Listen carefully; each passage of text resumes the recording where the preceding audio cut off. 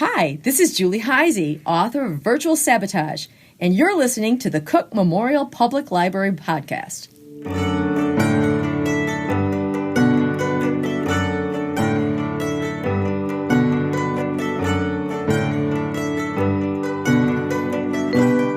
Hello, and welcome to another episode of the Cook Memorial Public Library podcast, where we invite you to spend a few minutes with the staff of Cook Library. I'm Melissa Phillips, and I'm here to talk to children's book author Suzanne Slade, who is also a local resident and a user of our libraries. I'm always excited to see Suzanne in the children's department because I know that means that she might be gathering ideas for a new book. So today I'm going to talk to Suzanne about her process as a writer and learn more about her latest books. I know that one of her titles is literally out of this world, and I'm eager to learn more about it. Welcome, Suzanne. Hi. Well, thanks for inviting me here to my favorite library, Cook Library. Well, we are just so happy. As I was saying, whenever I see you in the stacks, I'm always wanting to pick your brain about things, but I know I really do need to let you do your work. And I know there's been a lot of work. Looking at our library catalog, I see that we have 70 items with your name attached to them, but I don't think that's your complete list. How many books have you published? I think I'm in the neighborhood of 140. Oh my gosh. That is a lot. So how long have you been writing children's books? I started about 22 years ago. The first 8 years were all rejection letters. So I've just been published, I don't know, since 2006 perhaps was my first book. Oh, wow. So that's not that long ago. That's a lot of work in a short amount of time. Mm-hmm. Now, that rejection's pretty common for an author, isn't it? Yes, and I was actually excited when I first got my first rejection because I felt like I'm in the game. I'm a real author. Now the thrill wore off as more and more rolled in for 8 straight years, but that is a part of this business. So is this a career path you had planned on? What inspired you even to give it a try? Yeah, I had never planned to be an author. All through school, my favorite subjects were science and math. Writing was definitely my least favorite subject. I tell students that when I visit the schools. I was always a big reader, though. I loved reading. Every summer, I joined the summer reading club at my local library. And it wasn't until I started reading my children books as a mom that I got the first idea that maybe I'd want to try it. So you were saying your favorite subjects are science and math. So you were trained as a scientist, weren't you? Yes, I have a mechanical engineering degree. I used to work on rockets and car brakes. So you really are a rocket scientist. Some people say that. Oh, my goodness. That's exciting. Now, you mentioned when you were a kid you went to summer reading. Are you from the area? Did you grow up in this area? I grew up in a small town called Goshen, Indiana. Oh, okay. And what brought you to Libertyville? My husband's job. Okay. When you were a rocket scientist, where were you working? I worked at McDonnell Douglas Space Systems in Huntington Beach, California. Oh, wow. That's really like the nerve center of space. It was a very exciting time. I worked on Delta rockets, Titan rockets, and the Delta Star spacecraft. Oh, my gosh. Isn't that fascinating? So you mentioned you trained as an engineer and you're a mom. Which would you say most informs your work as a children's author? Being a mom gives me insights into topics and how I want to share them. Being an engineer, I think, gives me the skills to do research, thorough research, and to stick with it through a project. But I really think being a writer informs me the most. And by that, I mean, I later as an adult took classes writing books for children. I've been to a lot of conferences, worked with editors, critique groups. And I think all of that also is a major part of my writing. As a new writer, you need a lot of feedback and critique because you often just can't see obvious things or not so obvious things that you need to work on. It's interesting. I looked at the body of your work, and while a lot of it does fall into the area of informational science, math, but you also write what is my absolute favorite type of book, which are picture book biographies. And I'm a big advocate of those. I always tell people that adults are missing out if they're not reading them because they are well-written, interesting people, sometimes people you would never hear about in your, standard education. And I noticed that a number of your books are about people that truly are, to use the phrase we're hearing a lot about now, hidden figures, people who are groundbreakers, like Booker T. Washington, Jane Addams, Anna Comstock, and the person who's really given us that term, hidden figure, Katherine Johnson. How do you choose the subjects of your book? Well, I give it a lot of thought because whatever new book project I work on, I'm going to be with that for a good 4 to 5 years. So I look for people, as you say, who are groundbreakers. Either they are not well known, or if they are well known, it's I found a fact or something super interesting that is not well known about them. And that inspires me to want to write about them. One of the things, again, I love about the picture book biographies is that they always have information in the back that are more details on how the author did her work. I have 3 here with me. Dangerous Jane, about Jane Addams.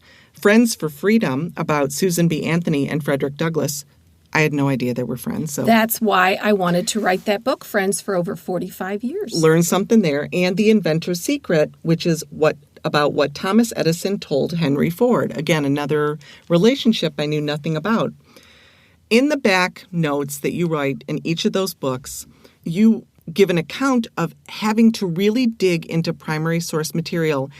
And even it sounds almost like doing some original research, like determining a date that something really happened because maybe there's conflicting information, or looking at, you were talking about in the Friends for Freedom, where Susan B. Anthony and Frederick Douglass actually met, or when they met. And so can you talk a little bit about the research you do? Well, research is the most exciting part of my writing. It's also is often the most frustrating. It's very tedious. I've learned to be a really thorough note taker because while when I'm working on a project, I may clearly have in my mind where I found which fact, but 4 or 5 years later, when, say, I'm editing it with an editor, and I just had this happen with another book, I have to have very thorough notes so I know where I found each fact. And yes, primary sources are always what I'm looking for, which can be really exciting. I recently have published a book called Countdown, 2,979 Days to the Moon. And as part of the research for that book, I got to speak with Alan Bean, the 4th man on the moon. Interviewed him twice. One of the highlights of my writing career, and it was just so exciting. And, we would talk about the things I needed to cover for the book, but then he would just share such fascinating facts. Like he said, Suzanne, I have one regret about my trip to the moon. And I said, Alan, how could you have any regrets? You made it there safely. On their launch, their rocket was hit by lightning twice, yet they survived. Still took off. Yeah. And he says, I wish I'd smuggled up a football.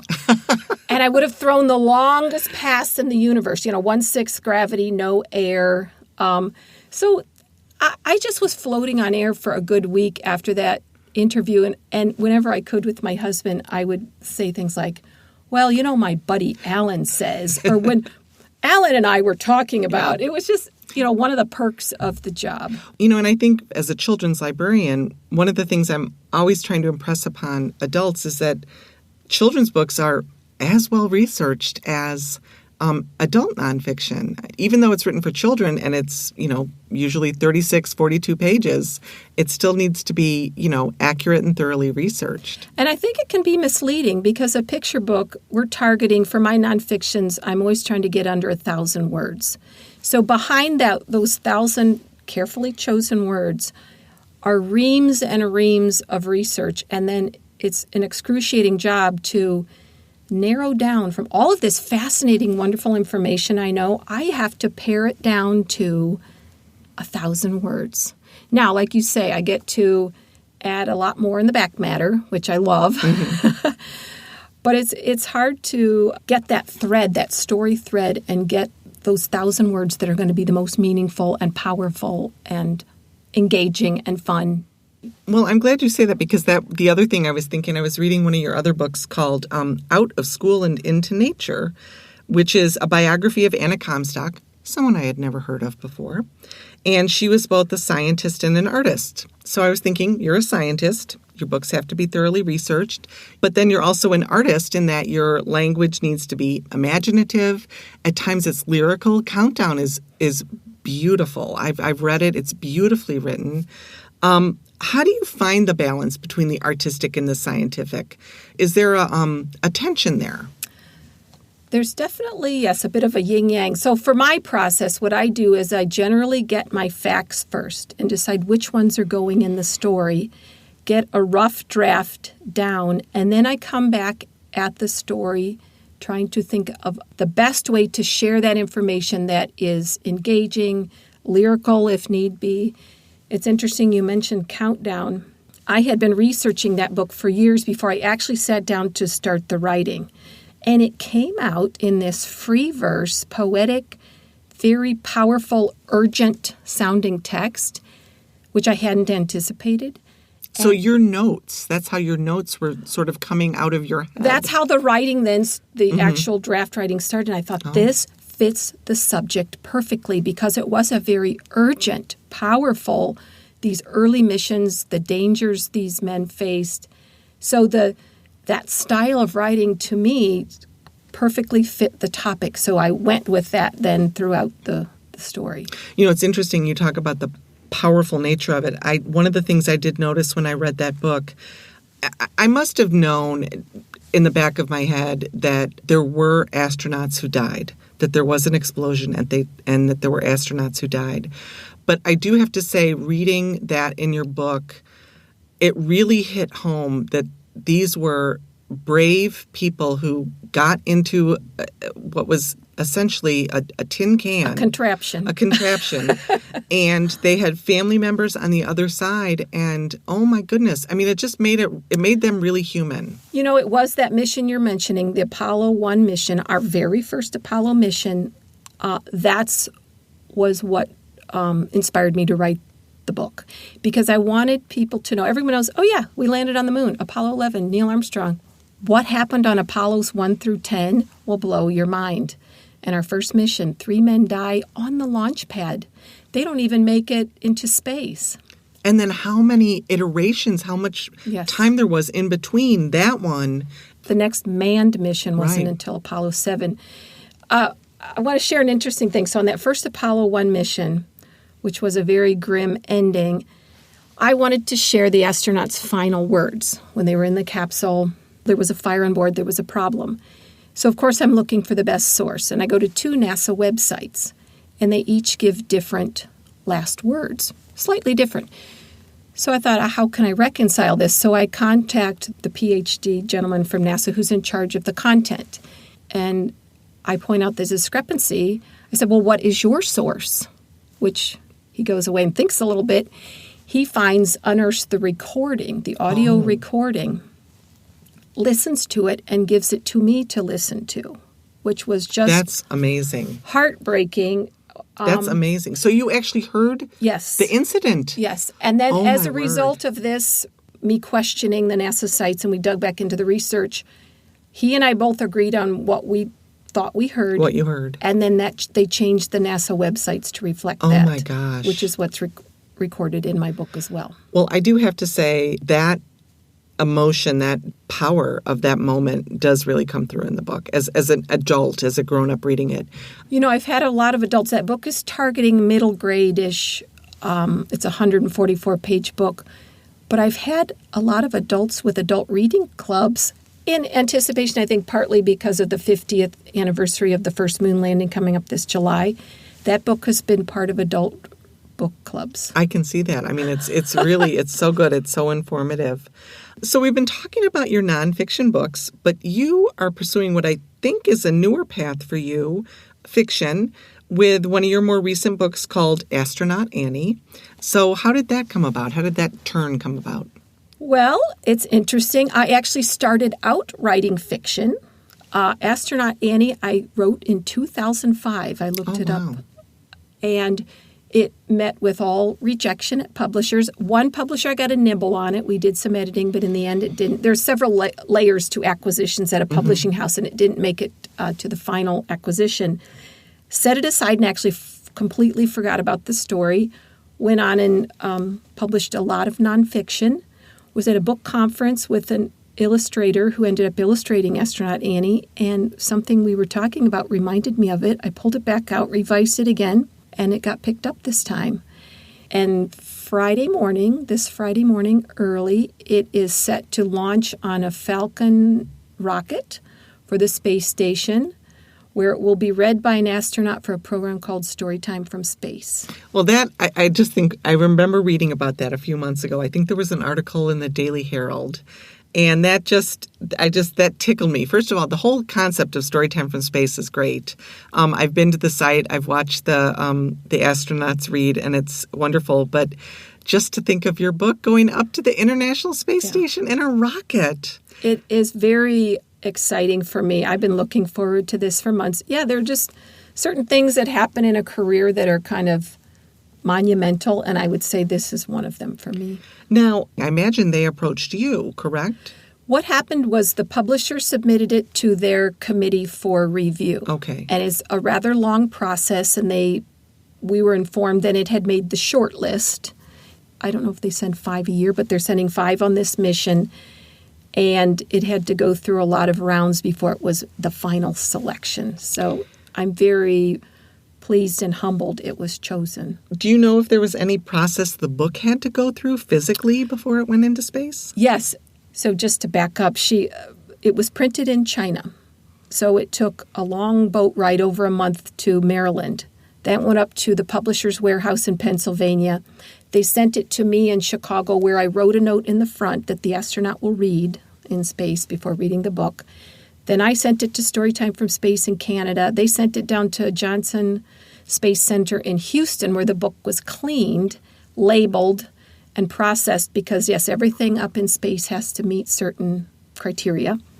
Then they sent it on to Cape Canaveral, where it was loaded in the Dragon spacecraft, placed on top of the Falcon rocket, and it is ready for launch. Oh my gosh, that is exciting.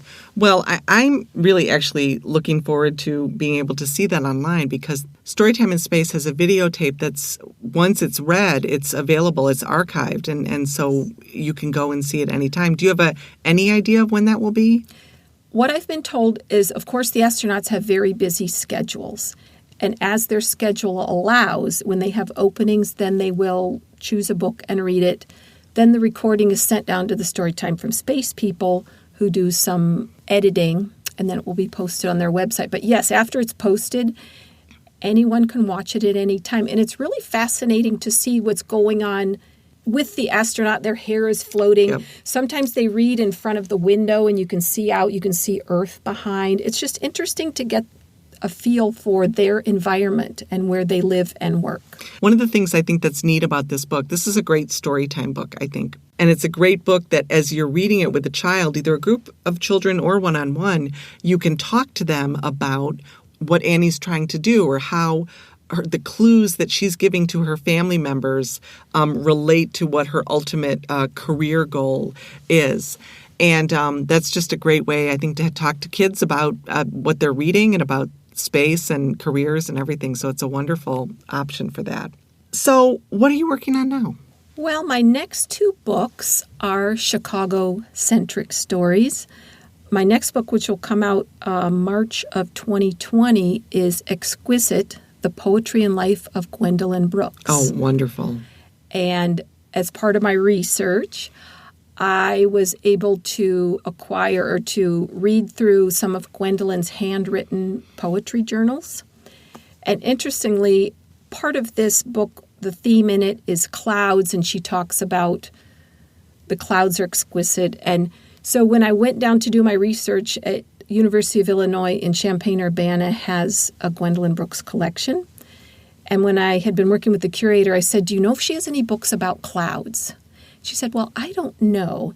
So she allowed me to select a couple journals, and I went in a special room with special gloves. And the very first poem, I opened one of her books. The title was Clouds.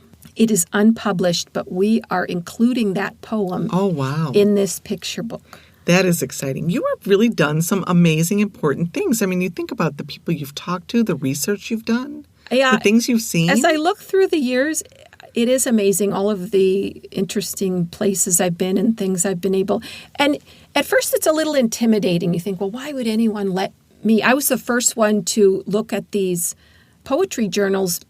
The library down there had acquired the materials, but they hadn't categorized them and cataloged them. So I kept calling back, can I look at them now? Can I look at them now? And finally, I think they got tired of me asking. They're like, come on down, you can look at them. So what I found is if you ask, people will often say yes.